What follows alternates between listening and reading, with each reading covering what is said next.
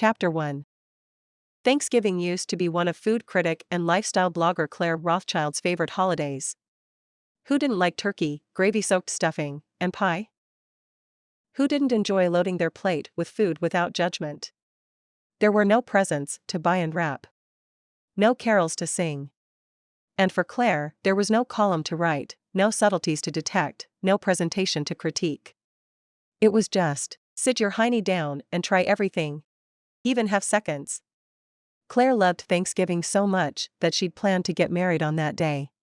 And then the dish ran away with the spoon. In this case, the dish was her bridesmaid Terry, and the spoon was her fiancé Stuart.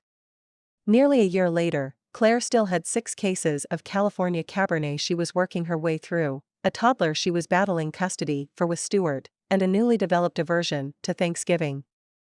This turkey day, she planned to hide out at the coastal guest house of her married kid sister, Mary Jane Plutarch. No turkey, no gravy-soaked stuffing, no pie, and certainly no Stuart.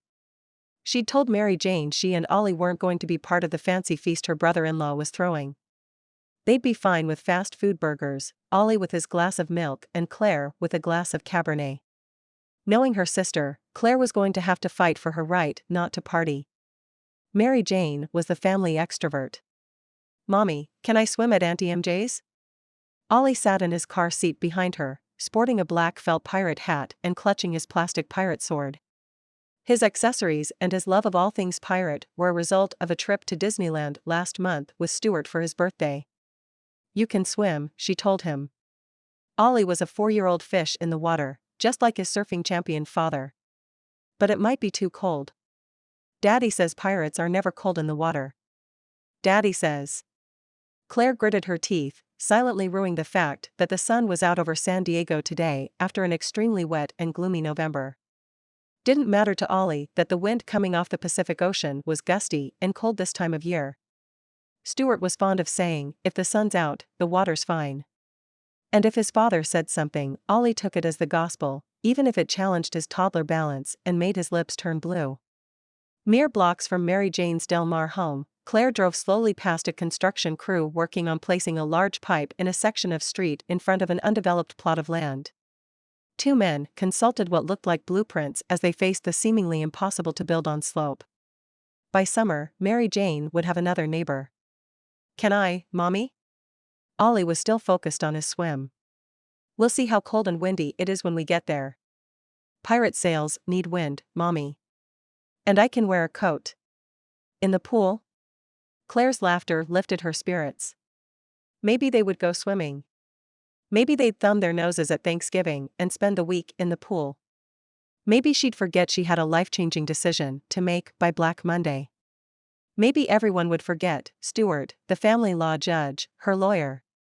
Claire turned her thoughts away from legalities as she turned into Mary Jane's gated driveway and entered the security code.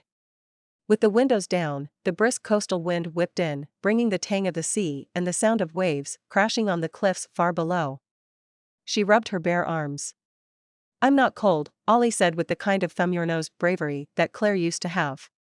The iron gates opened on silent hinges, because mansions on the cliffs of the Pacific Ocean, especially those owned by millionaire entrepreneur Luke Plutarch, didn't have creaky gates. She eased her SUV up the driveway, taking in the majesty of the 2-story Spanish colonial revival looming ahead. Clean, white stuccoed walls. Grand arches. Red terracotta tile. It wasn't much different from the home she'd grown up in, but it was a big difference from her small condo miles inland, and she couldn't stop a small pang of envy. Before that small pang turned into an ache, Mary Jane came out the front door to greet them, flanked by a huge St. Bernard. The dog was all white except for a brown mask over his eyes and ears. Compared to her short, petite sister, who counted every carb that passed her lips, even on Thanksgiving, the dog was the size of a small pony. She'd have to discourage Ollie from trying to ride him. Claire parked near the 5-car garage and got out. Almost immediately, the wind tugged at her ponytail and she was given the smell test by the drooling St. Bernard, which continued as she opened the SUV's back door. "When did you get a dog?" said K9 pushed his way beneath Claire's arms as she ducked inside the back seat to release Ollie. He stretched and sniffed and generally got in the way. "Are we in the North Pole?" Ollie asked in awe as Claire lifted him out. That's a polar bear. The dog licked Ollie's face clean, giving her son a fit of giggles. Can I keep him? He'll make a good pirate. Sorry, Captain Ollie. Snowy belongs to a friend of your Uncle Luke's. Mary Jane crossed the driveway at a much slower pace in her heels and Del Mar stay-at-home attire, which Claire considered business not quite casual. We're dog-sitting. Can you believe it? Like I don't have a gazillion things to do with only days before Thanksgiving and Luke's investor party. Only Luke would host financiers on a holiday. The dog circled Ollie, shedding white hair like a spring sprinkle. This doggy likes me, Auntie. Ollie flung an arm around Snowy's neck and buried his face in the dog's fur. Take my picture, Mommy. Claire traced the outline of her cell phone in her leggings side pocket but did no such thing. Snowflake. Snowy. Finally having reached them, Mary Jane grabbed the dog's collar and wrestled him away. I swear, this dog has no personal boundaries. But she rubbed his ears when she said it, clearly fond of him. Come on. I'll help you carry your stuff to the guest house where you will not be spending Thanksgiving alone. I need a quiet holiday, Claire said firmly, giving her sister a one-armed hug. I have a decision to make and papers to sign. Maps to read, Ollie piped up, raising his sword. X marks the spot. You know Stuart, Claire began. Mary Jane stomped her high heel. Or it could have been that the dog rocked her off balance. Don't bend to his demands. Him being Stuart. What choice do I have? Stuart had told her this was his final custody offer before they gave up on arbitration and let the court decide for them. His offer hinged on the way Claire made her living. If she continued as a food critic and lifestyle personality on social media, he wanted equal custody, from Costa Rica, where he and the dish had relocated. So ironic given the pair also supplemented their income on social media, Stuart by surfing, Terry by rescuing wildlife. If Claire earned her living out of the spotlight, Stuart would settle for 1 week of visitation in the States every 3 months. Claire's throat was thick with uncertainty. My brand has evolved from straight food critiques to a luxury motherhood lifestyle. The latter was more lucrative. And Stuart is demanding I stop posting photos of Ollie or reference him in any way. If I do that, how will I put food on the table? Especially when Stuart wasn't offering much in child support. Ollie knelt in front of Snowy, just out of range of a drip of drool, and touched one of the dog's large paws.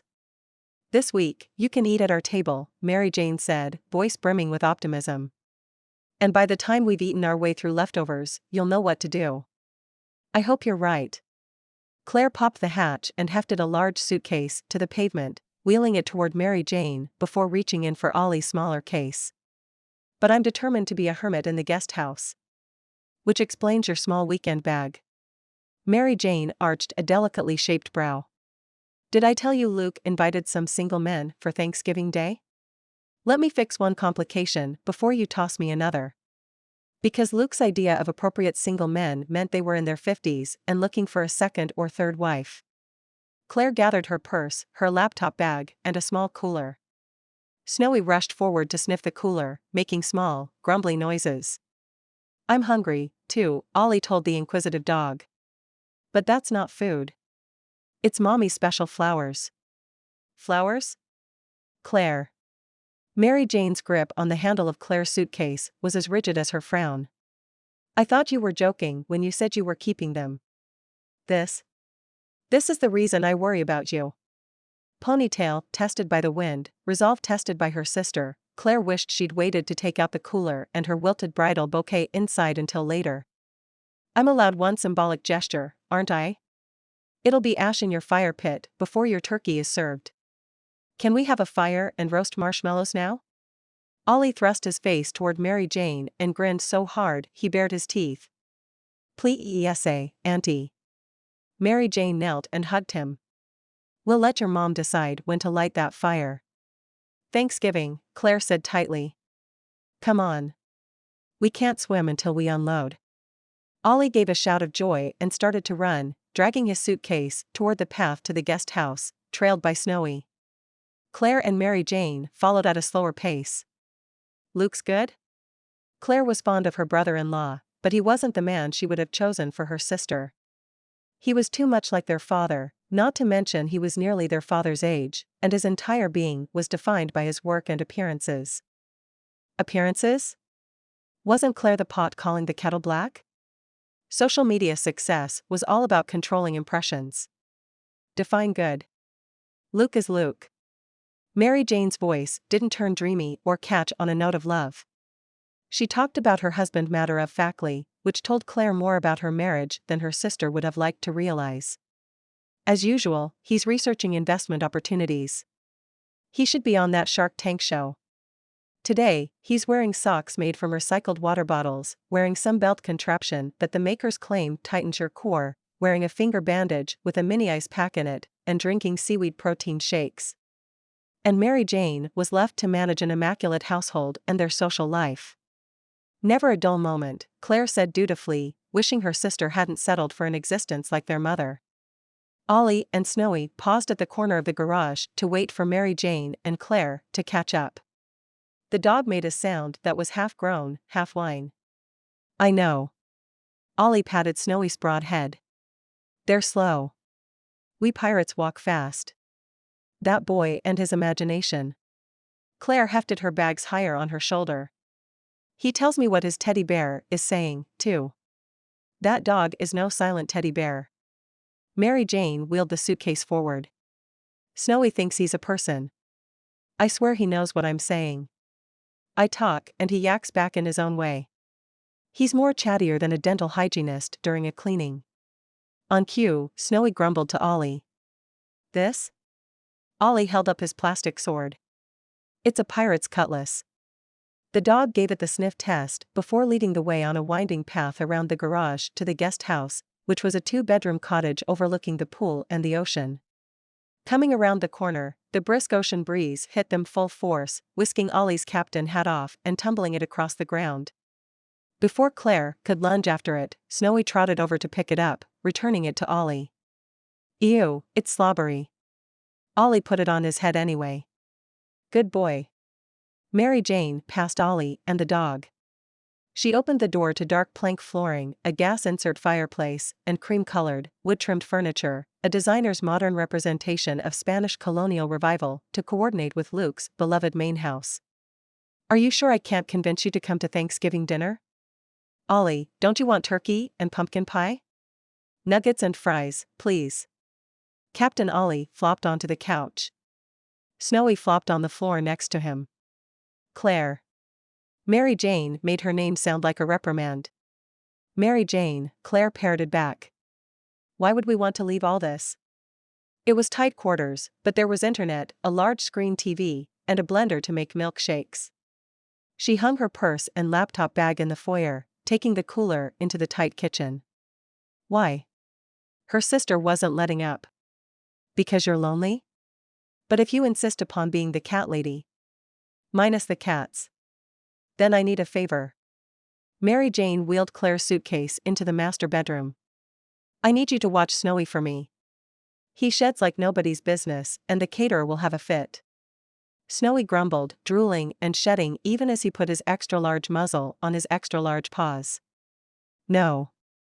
We don't have a cat, Ollie said, clearly relishing this game of talking with the dog. Can we watch him, Mommy? Please? He can sleep in my bed. Claire made room for her wilted bouquet in the fridge. He's not high maintenance, is he? The dog chuffed. He says he'll be good, Ollie said solemnly. Snowy's no trouble, Mary Jane defended the dog, too. And I've already put all his things in here, his bed, his kibble, his treats, a leash and poop bags. She did her Vanna White impression in the small kitchen. And before Marguerite left, she baked you all kinds of cookies. Claire set her bouquet in the fridge and took stock of the provisions. There were enough holiday food canisters on the counter to last all week, and the fridge had enough necessities to make turkey sandwiches if Mary Jane provided leftover turkey. Snowy joined her in the kitchen, a leash dangling from his mouth. Wait. Snowy needs to be walked, too? She'd overlooked that detail in her interest in food. Claire glanced through the windows at the extensive and immaculate garden. I can't just let him outside to do his business? Luke would die if he was entertaining, and Mary Jane's hand rolled through the air. But Ollie frowned. Everybody poops, Auntie. I have a book that says so. Snowy grumbled around his grip on the leash. Everyone potties, Captain Ollie, but not everyone wants to see. Mary Jane gave a forced chuckle. Kids. Champagne problems, Claire murmured, hurting a little inside because Luke would never give Mary Jane children. She sometimes wondered if that's why her sister kept Ollie at a bit of a distance, as if doting on him would only bring home he was something she could never have. Snowy will be no trouble, Mary Jane reiterated. You'll hardly know he's here. I could say the same for us. Claire scratched behind Snowy's ears. But I won't let you. Mary Jane tossed a lock of hair over her shoulders. You haven't been the same since last Thanksgiving. Sign the papers. Move on. And choose which option. She'd gone over Stuart's demands with her sister last week. Ollie climbed onto a wrought iron bar stool and surveyed the canisters. Watching him, Snowy leaned forward, licking his chops. How can I help? Mary Jane smoothed her thumb over Claire's forehead, right where a crease had spent the past 12 months forming. You can't. Claire shook her head, shaking her sister's touch off. Let me sulk a few more days. The look Mary Jane gave Claire promised nothing of the sort. Pirates shouldn't walk so much. Ollie marched next to Snowy a day after their arrival in Del March. His little feet dragged the sidewalk nearly as much as the jeans that were an inch too long. And they shouldn't count steps. Pirates count steps to buried treasure, Claire pointed out, patting the top of his felt pirate hat. Snowy added in his 2 cents, emitting a deep rumble in his throat, as Claire eyed the horizon. Was that a thick fog bank? Were the rain clouds predicted to roll in this afternoon? With her luck, it was rain clouds, ones that would linger rather than moving inland. Luckily, Ollie had gotten his swimming fix first thing this morning. Yeah. Mommy's right, Snowy. Ollie trudged onward, flexing his overactive imagination. She's always right. And she's not even a pirate.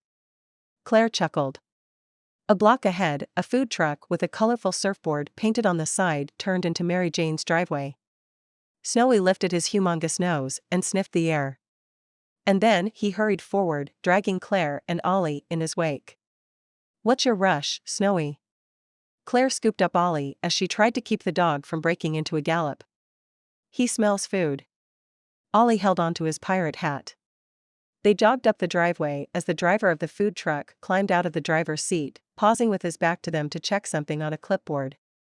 Tall and lean with shaggy, dark blonde hair, he could just as easily have been a surfer as a chef. Claire's womanly radar pinged. Oh, yes. She had a type. At 27, she was getting too old to swoon for surfers. Snowy chuffed, dragging them closer. The man glanced at them over his shoulder. Recognition had Claire digging in her heels and lowering Ollie to the ground. Drew? Stuart's best man? Her high school nemesis? She hadn't seen him since the almost wedding. And this was who her sister had chosen to cater Thanksgiving? I'm going to kill Mary Jane. Heel digging aside, Snowy pulled Claire toward Drew as if she was a stuffed animal attached to his leash. Drew Barnett's icy hot, blue gaze locked on Claire. The man had a way of looking at her that both challenged and excited. Well, look at what the dog dragged in. Like my new ride? I'm self-employed now. Spoken as if he'd finally made it in the world. Claire tottered to a halt as Snowy reached Drew and began his nosy inspection, with Ollie not far behind. The ensuing chaos gave her time to regroup. Well, Drew. What a surprise. Still unoriginal with your puns, I see. She gestured toward his truck's branding, Surf's Up Seafood. Still being dragged around instead of helming your own ship? Drew stepped out of sniffing range and tilted Ollie's pirate hat at a jaunty angle. Ahoy, Captain Ollie. I haven't seen you since Disneyland. Ahoy, Uncle Drew. Cool van. Ollie threw his arms around Drew's legs. What did you bring me? Because Drew was never empty-handed around Ollie. Rations, like turkey and potatoes, Captain. Drew swung Ollie to his hip. There's a storm on the horizon and a feast to prepare. But did you bring me chocolate? Ollie whispered. Drew spared Claire a mischievous glance that sent an unexpected thrill down her spine. That did not just happen. Drew whispered something in Ollie's ear. The non-happening happened again. As if sensing her shock, Snowy sat down and studied Claire, silent for once. Meanwhile, Claire did a bit of silent cataloging of her own. In the year since she'd seen Drew, he looked no different. He hadn't gained an ounce. His shoulders weren't broken by betrayal. There were no worry lines emanating from his eyes or creasing his forehead. And why would there be? Drew hadn't been jilted last Thanksgiving. Wishing she wore something other than a t-shirt and leggings, Claire sucked in her gut, pushed her shoulders back and scrubbed a hand over her forehead, trying to wipe away that worry line. So, Drew set Ollie down, who ran to climb into the food truck's driver's seat. And then his attention was 100% on Claire, blue gaze attempting to pierce her armor.